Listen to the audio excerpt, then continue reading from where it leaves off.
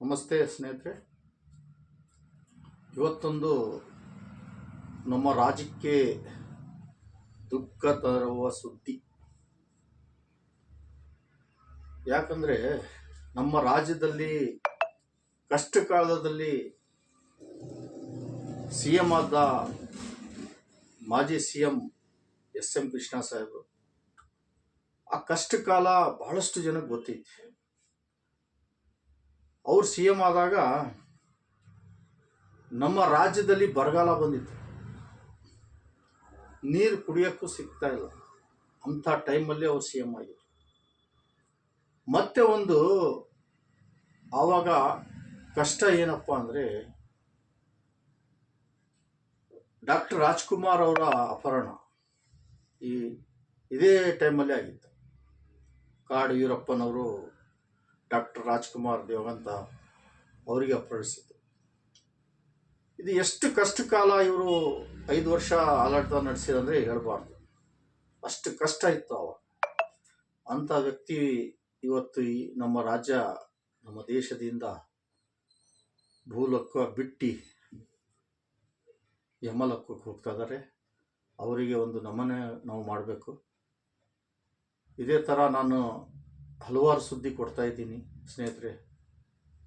ಇವತ್ತು ಈ ದುಃಖದ ಸುದ್ದಿಯನ್ನು ತಮ್ಮ ಮುಂದೆ ತಂದಿದ್ದೀನಿ. ಇಂಥ ವ್ಯಕ್ತಿಗಳು ನಮ್ಮ ರಾಜ್ಯಕ್ಕೆ, ನಮ್ಮ ದೇಶಕ್ಕೆ ಬೇಕು. ಒಳ್ಳೆ ಕೆಲಸ, ಒಳ್ಳೆ ಹೆಸರು, ಯಾವ ಕರಪ್ಷನ್ ಇಲ್ದಂಗೆ, ಯಾವ ಜಾತಿವಾದಿ ಮಾತುಗಳು, ಯಾವ್ದ್ರಾಗ ಇವರು ಒಂದು ಕಪ್ಪು ಚುಕ್ಕಿಯನ್ನು ಇಟ್ಕೊಂಡಿಲ್ಲ. ಅಂಥ ಸಿ ಎಂ ನಮ್ಮ ರಾಜ್ಯದ ಎಸ್.ಎಂ. ಕೃಷ್ಣ ಅವರು. ಮತ್ತೆ ಇವರು ರಾಷ್ಟ್ರದಲ್ಲಿ ಮಿನಿಸ್ಟ್ರು ಆಗಿದ್ದರು. ಸೆಂಟ್ರಲ್ ಗೌರ್ಮೆಂಟ್ ಅವಾಗಿದ್ದಾಗ AP ಗೌರ್ಮೆಂಟ್ ಇತ್ತು, ಆವಾಗ ಇವರು ಸೆಂಟ್ರಲ್ ಮಿನಿಸ್ಟ್ರು ಆಗಿದ್ದರು. ಅಲ್ಲೂ ಸಹ ಅವರು ಅದೇ ಥರ ಕೆಲಸ ಮಾಡಿದರು. ದೇಶ ಸಚಿವರಾಗಿದ್ದರು. ಎಲ್ಲೂ ಇವ್ರ ಹೆಸರಿಗೆ ಒಂದು ಕಪ್ಪು ಚುಕ್ಕಿ ಇಲ್ಲ. ಅಂಥ ಸಿ ಎಂ ಇವತ್ತು ನಮ್ಮ ಭೂಮಿಯನ್ನು ಬಿಟ್ಟು ಹೋಗ್ತಾರೆ. ಇದು ಬಹಳ ದುಃಖ ತರದ ಮಾತೆ ಸ್ನೇಹಿತರೆ. ಯಾಕಂದರೆ ಒಳ್ಳೆ ವ್ಯಕ್ತಿಯು ನಾವು ಹೊಗಳಲೇಬೇಕಾಗತ್ತೆ. ಒಳ್ಳೆ ಕೆಲಸ ಮಾಡಿರೋರು, ಯಾವ ಕರಪ್ಷನ್ನಾಗಿ ಸಿಕ್ಕಾಕೊಂಡಿಲ್ಲ. ಎಷ್ಟು ಕಷ್ಟದಿಂದ ಇವರು 5 ವರ್ಷ ಆಡಳಿತ ನಡೆಸಿದಂದರೆ ಹೇಳಬಾರ್ದು. ಈ ಕಡೆ ಯುರೋಪನ್ ಕಾಟ, ಈ ಕಡೆ ಬರಗಾಲ, ರಾಜ್ಯದಲ್ಲಿ ಭೀಕರ ಬರಗಾಲ.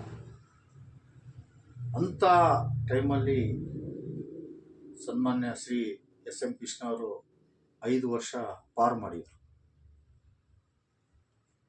ಅಂಥ ವ್ಯಕ್ತಿ ಮತ್ತೆ ಬೆಂಗಳೂರಿಗಂತೂ ತುಂಬ ಡೆವಲಪ್ಮೆಂಟ್ ಮಾಡಿರೋದು. ಆ ಸಿ ಎಂ ಇದ್ದಾಗನೇ ಡೆವಲಪ್ಮೆಂಟ್ ಆಗಿದ್ದು ಬೆಂಗಳೂರು. ಜಾಸ್ತಿ ಡೆವಲಪ್ಮೆಂಟ್ ಮಾಡಿದ್ದೆ ಎಸ್.ಎಂ. ಕೃಷ್ಣ ಸಾಹೇಬ್. ತಾವು ನೋಡ್ರಿ, ಅದು ಹಿಸ್ಟ್ರಿಗಳು 20 ವರ್ಷ ಹಿಂದೆ ಮಾತೇನು 50-60 ವರ್ಷದಲ್ಲ, ಹಿಸ್ಟ್ರಿ ಇದ್ದೇ ಇರ್ತವೆ. ಅಂಥವ್ರಿಗೆ ಒಂದು ಸಲ್ಯೂಟ್ ಎಸ್.ಎಂ. ಕೃಷ್ಣ ಸಾಹೇಬರಿಗೆ. ನಾವಂತೂ ಅಲ್ಲಿ ಹೋಗೋಕ್ಕಾಗಲ್ಲ, ಆದರೂ ಜನ ಮೂಲಕ, ಈ ವಿಡಿಯೋ ಮೂಲಕ ಅವರನ್ನು ಗೌರವಿಸಬೇಕಂತ ತಮ್ಮ ಎಲ್ಲ ರಾಜ್ಯದ ಜನತೆಗೆ ಮನವಿಯನ್ನು ಮಾಡ್ತಾಯಿದ್ದೀನಿ. ಒಳ್ಳೆಯ ವ್ಯಕ್ತಿ ನಮಗೆ ಸಿಗಬೇಕಾದ್ರೆ ಕಷ್ಟ. ಇವತ್ತು ಈ ವಿಡಿಯೋ ಮಾಡಿದ್ದು ಇದೇ ಒಂದು ಸುದ್ದಿ ತಮ್ಮ ಮುಂದೆ ಕೊಡಬೇಕಂತಾನೆ ಮಾಡಿದ್ದು. ಮತ್ತು ಇನ್ನೊಂದು ಸುದ್ದಿ ಐತೆ ಸ್ನೇಹಿತರೆ. ಡಿಸೆಂಬರ್ 13ರಿಂದ ಮತ್ತೆ ಮಳೆ ರಾಯ ಅಬ್ಬರಿಸ್ತೈತೆ. ಹಲವಾರು ಜಿಲ್ಲೆಗಳಲ್ಲಿ ಭಾರಿ ಭಯಂಕರ ಮಳೆ ಆಗ್ತದಂತ ಹವಾಮಾನ ಸೂಚನೆ ಕೊಟ್ಟಿದ್ದಾರೆ. ಅದಕ್ಕೋಸ್ಕರ ತಮ್ಮ ಮಕ್ಕಳಾಗಲಿ, ಶಾಲೆ ಕಳಿಸೋ ಟೈಮ್ನಾಗಲಿ, ಬೇರೆ ಕಡೆ ಟೂರಿಸಮ್ ಪ್ಲೇಸ್ಗಳಿಗೆ ಹೋಗೋ ಟೈಮ್ನಾಗಲಿ ಭಾರಿ ಎಚ್ಚರಿಕೆಯಿಂದ ನೋಡ್ಕೋಬೇಕು. ಯಾವಾಗ ಯಾವ ರೀತಿ ಮಳೆ ಬರುತ್ತಂತ ಗೊತ್ತಿಲ್ಲ. ಇದೊಂದು ಸೂಚನೆ ಅಂತಲೇ ತಿಳ್ಕೊಳ್ಳಿ. 13 ಡಿಸೆಂಬರಿಂದ ಇನ್ನು 2-3 ದಿನದಿಂದ ಮತ್ತೆ ಪ್ರಚಂಡ ಹೇಳಂಗಿಲ್ಲ ಇದು ಅಂಥ ಮಳೆ ಅಂತ ಹೇಳ್ತಾ ಇದ್ದಾರೆ. 16-17 ಜಿಲ್ಲೆಗಳಿಗೆ ಭಾರಿ ಕಷ್ಟ ಆಯ್ತಂತನೂ ಹವಾಮಾನ ಇಲಾಖೆ ತಿಳಿಸಿದೆ. ಜಾಗ್ರತೆಗಿರಿ, ಸೇಫ್ಗಿರಿ.